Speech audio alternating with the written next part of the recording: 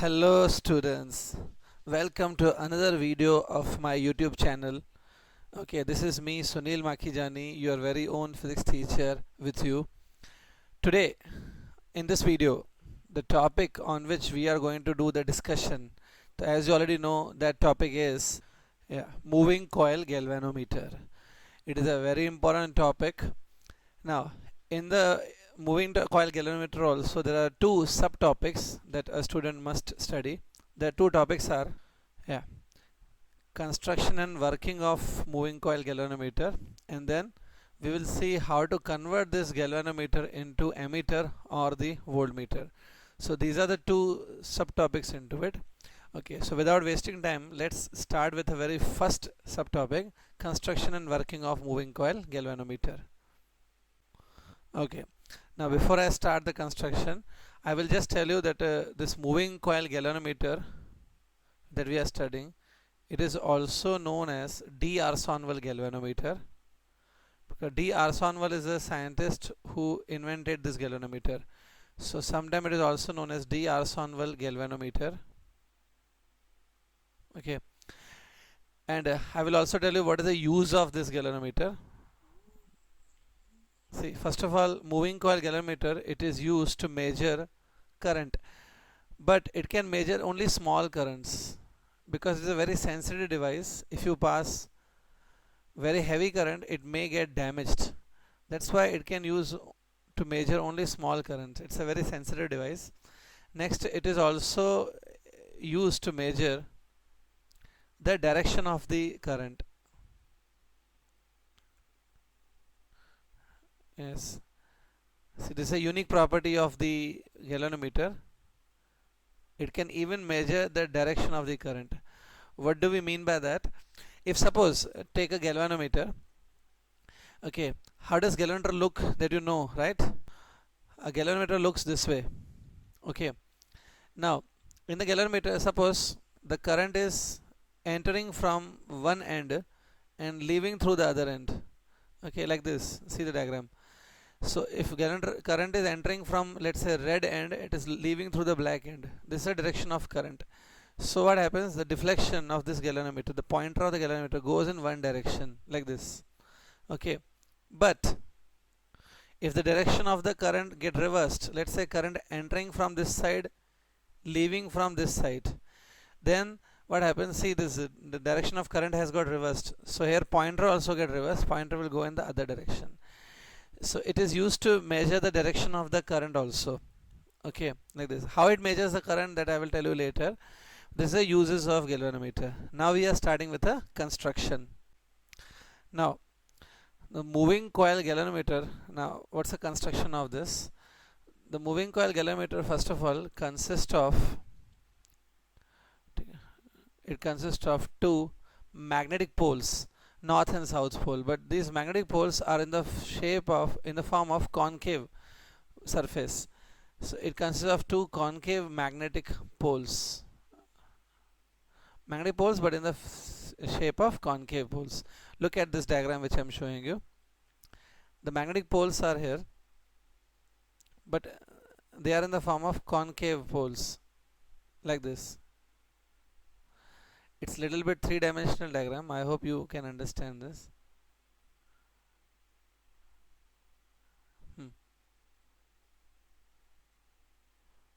Like this. Okay. Now here you can see the two poles are there. This is, let's say, north pole and this is south pole. If you look at this surface here, it's a curvy surface. It's concave surface. Okay. Between these two poles, there is not a very big gap. A small gap is there. Whatever is a gap between these two poles, in that gap, consider that a frame is there, metallic frame. Let's see this.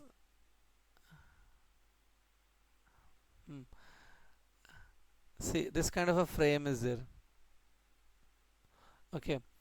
What is this actually? It's a hollow metallic frame.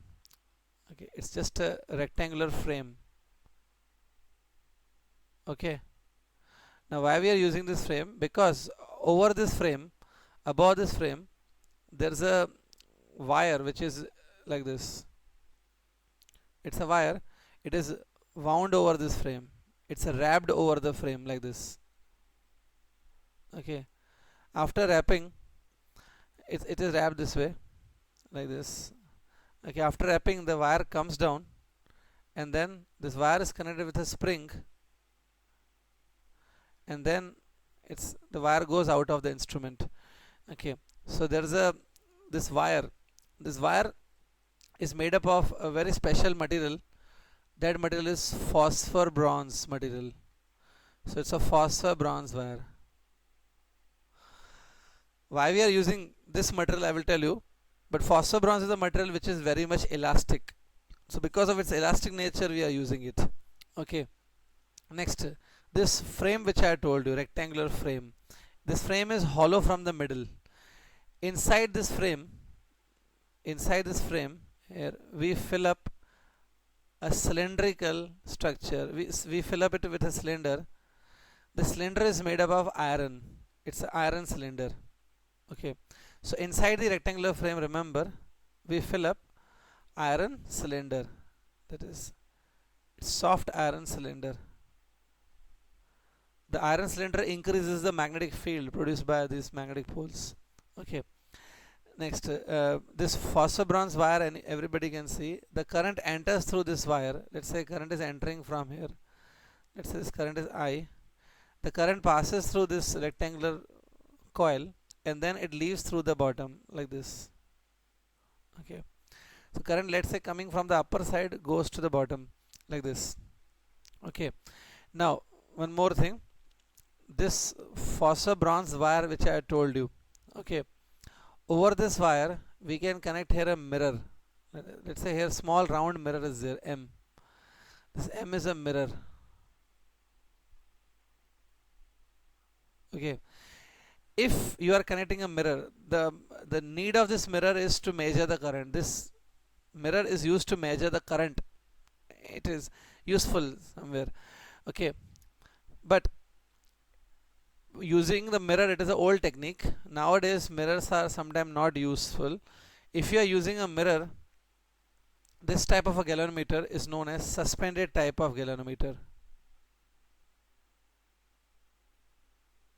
Okay. In suspended type galvanometer, mirror is used to measure the current. But if we are not using mirror, so we can do one more thing. If suppose mirror we are not using, then what we can do, at the top of this frame, this is a frame, and here it's the top of this frame, here we can connect an aluminum pointer which is like this. A thick aluminum pointer we can connect. This is aluminum pointer. If you are using an aluminum pointer, this is also useful to measure current only. If you are using aluminum pointer, it is known as pivoted type galvanometer. So you can remember this way, that moving coil galvanometer is of two types. In pivoted type galvanometer, we use aluminum pointer. In suspended type galvanometer, it's an old type of galvanometer in which we use a mirror. Okay. We have to explain any one type, so we will explain with the aluminum pointer. But the purpose of using aluminum pointer or the purpose of using mirror, it's same. Both are used to measure the current only. So this is a diagram of moving coil galvanometer. Okay. Now I'm just redrawing this diagram again. Okay, so this is a diagram. So already I explained you this diagram. In this diagram, look at this ABCD. ABCD is actually that rectangular coil. Okay, let's say here there are n number of turns of this rectangular coil.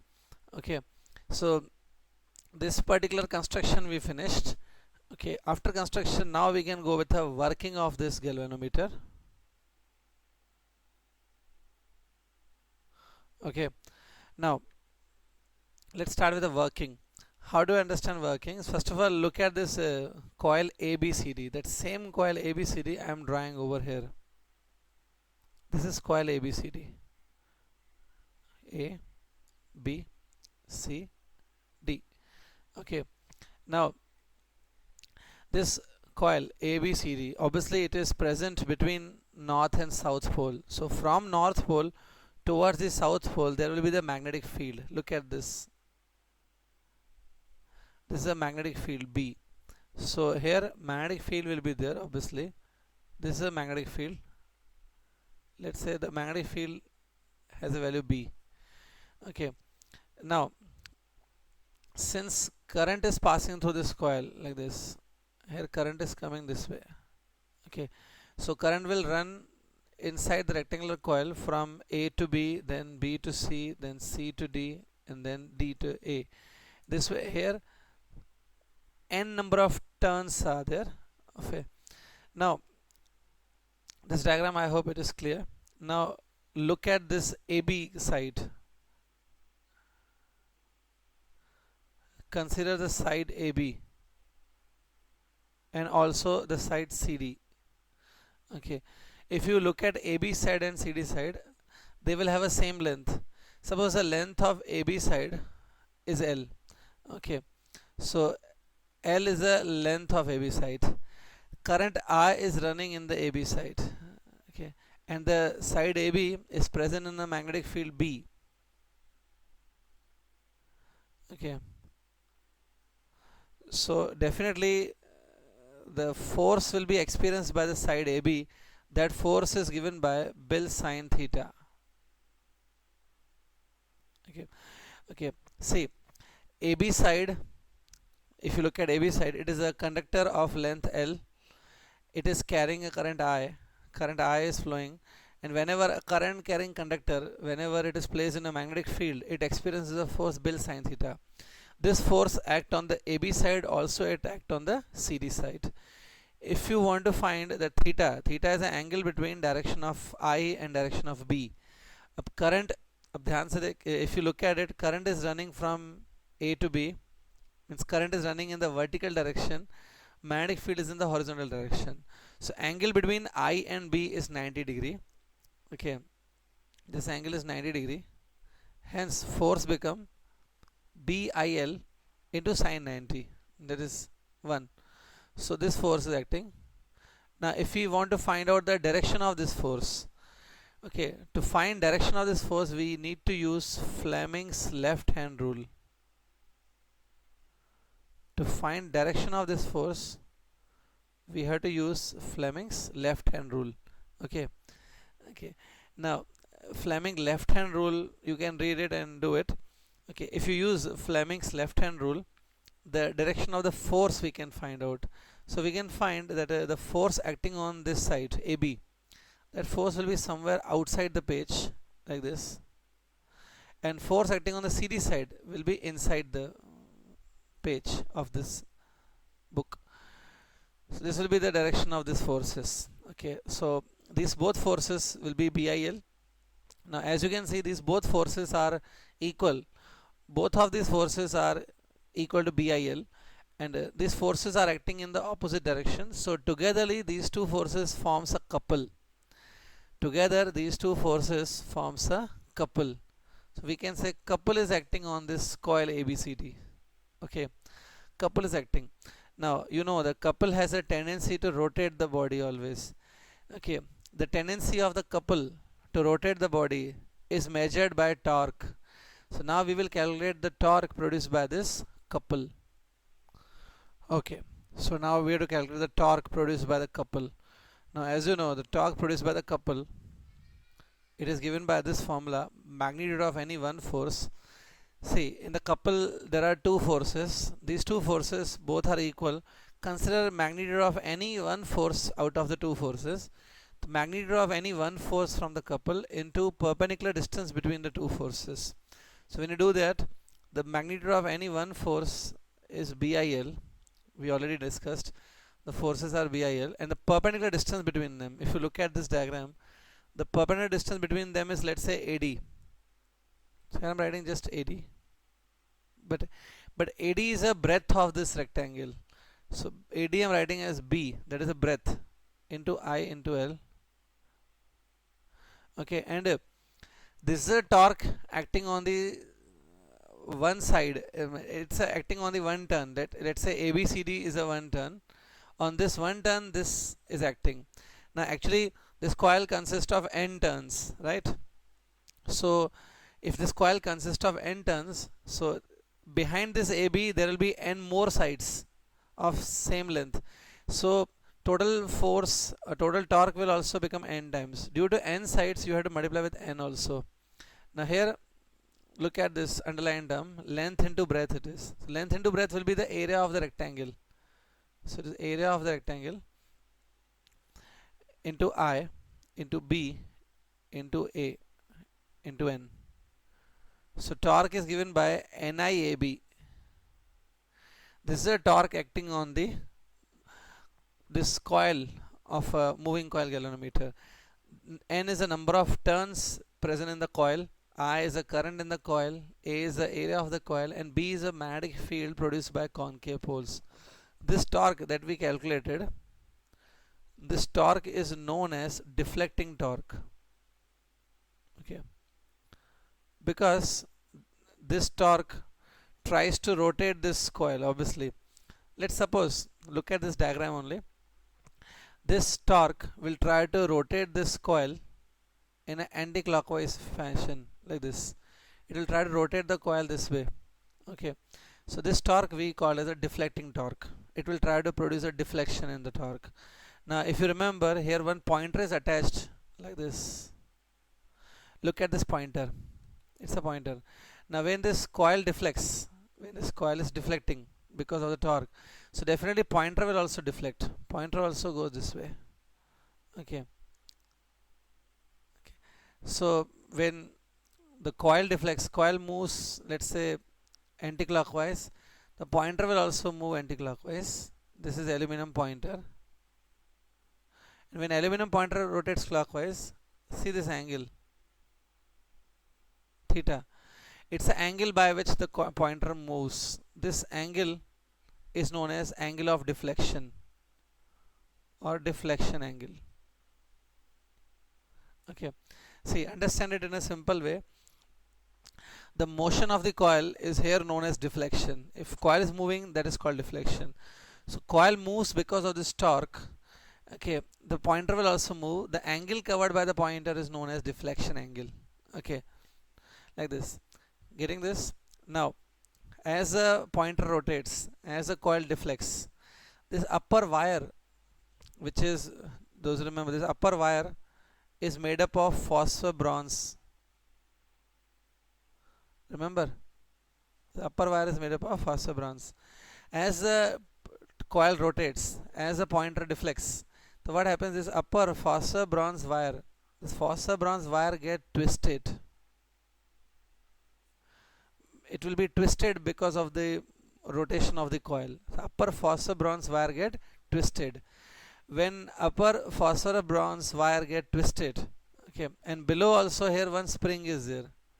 The spring will also be twisted because of the motion of this coil. So when upper phosphor bronze wire is twisted, the phosphor bronze wire produces a restoring torque. The phosphor bronze wire is made up of elastic material, right? So since it is made up of elastic material, it produces a restoring torque. Restoring torque is produced by upper phosphor bronze wire. This I will explain now. Yeah. So as I said, twisted phosphor bronze wire produces restoring torque. Okay. If suppose if you are not able to imagine that why it is producing restoring torque and all, so I'm giving you one simple example. Just listen to it and visualize it what I'm saying. Suppose you are holding one thread, simple straight thread you are holding in your hand. Okay, on the lower side of the thread you tie a notebook. Okay, tie the notebook on the lower side of the thread. Okay, and the upper side of the thread is in your hand. Now you rotate that notebook. As you rotate that notebook, the upper string, upper thread will get twisted. Okay, then after rotating a notebook, you leave the notebook. So you might have seen the notebook comes again in the reverse direction. It happens because of the restoring torque produced by the thread. Okay, so same way here also, in place of notebook, here rectangular coil is there. So as this rectangular coil deflects like this because of the deflecting torque NIAB.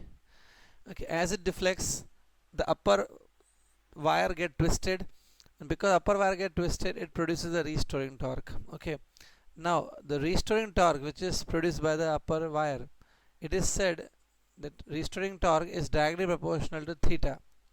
Theta is this angle of deflection. Okay, means as pointer will deflect more, as the deflection will be more, the restoring torque will also increase. So in the next step I will remove this proportionality sign and put constant C.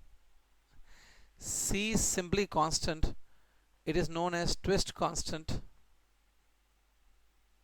okay, or torque constant it is also known as. Now if you want to understand that what is C actually, C is nothing but restoring torque divided by theta. This you can understand. That is, I can say C is nothing but torque which is produced per unit theta, or per unit deflection. Try to understand its physical meaning. C is equal to that torque which is produced for every theta of 1 radian. Let's say if theta become 1 radian, for every 1 radian of theta, whatever torque is produced, that is equal to C. See, the C is constant. It depends on the material of the wire which we are using. Suppose we are using phosphor bronze wire, okay, and the phosphor bronze wire produces a torque of, let's suppose 10 when theta is 1 radian, so its C will be 10. And C is equal to torque produced when theta is of 1 radian. Okay, so torque per unit theta is C. Okay, it is constant for a given material. C depends on the elastic properties of this wire that we are using. Okay, so this is torque. Okay. Now what happens during the working of the galvanometer? As the because of the deflecting torque, the coil rotates. As the coil rotates, theta increases. As theta increases, this torque, restoring torque, also increases. So one point occurs, the point where deflecting torque acting on the coil become equal to the restoring torque acting on the coil. Deflecting and restoring torque become equal. When deflecting and restoring torque become equal, okay, at that time I can say the net torque acting on the coil becomes 0. Okay, ultimately after some movement the coil stops at that place when deflecting torque and restoring torque become equal. Deflecting torque is NIAB, okay, and its opposite is restoring torque. Restoring torque is C theta. On solving this, you will get I equals to C theta by NAB. This is a formula on which numericals sometimes comes, so you need to remember this formula. Okay, I equals to C theta divided by NAB. Here C is constant, NAB, these are also constant. We can say I is directly proportional to theta. That means if you pass greater current through this wire, if you pass a greater current, the theta, the deflection also will be more. Okay, so try to understand. Because of the current, deflecting torque is produced, that is NIAB. Because of the deflecting torque, the coil rotates. Let's say it rotates in anti-clockwise direction, so pointer deflects, pointer moves. Because of that, the restoring torque is produced. At one point, restoring torque opposes the deflecting torque and they become equal also. At that point, net torque becomes 0 on the coil, and that point coil stops. So when the coil stops, we can find out the current running by this formula, I equal to C theta upon BNA. Okay, so this is a way we use a galvanometer. Okay, like this. Okay, so I hope you got the idea. Okay, some extra points regarding galvanometer I am telling you now. Look at these points. Okay, so let's discuss now this thing, that why we are using concave magnetic poles. If you remember, we were not using flat poles, we were using concave magnetic poles. Those concave magnetic poles, from the top if you look at it, the magnetic poles will look somewhat this way, right? Between these two poles, if you remember, coil was there. Coil was wound on the frame. Let's say this way the coil will look from the top. And if you remember, inside the frame there was an iron cylinder. So this round thing that you can see, it's an iron cylinder. And above all, there was an aluminum pointer like this. This aluminum pointer. So it is nothing but the top view of the galvanometer. When you look the galvanometer from the top side, it looks this way. Okay, now here how does radial magnetic field exist? You know that from the north pole of a magnet, the magnetic line starts and they goes towards south pole. Here the magnetic lines goes this way. They pass through iron cylinder like this, and then they go this way, like this, like this. This is the way magnetic lines passes. I have shown only few lines. I have just shown you 3 to 4 lines, but in reality there are many lines are there like this. Okay, but this is the way how magnetic lines passes. But you don't have to show the magnetic lines this way. Okay, how you have to show the magnetic lines, that I am telling you. Yeah, you need to show magnetic lines this way. If you look at it, these magnetic lines are looking like a radius of a circle. Here imagine this is a circle, it's like a round circle, and these red color lines, magnetic lines, they are looking like a radius of a circle. That's why we say that here magnetic field is a radial magnetic field. The magnetic field produced between two concave poles is a radial magnetic field. Now why we are using radial magnetic field actually? Because if you remember the deflecting torque which is acting on the coil, it is NIAB sine theta.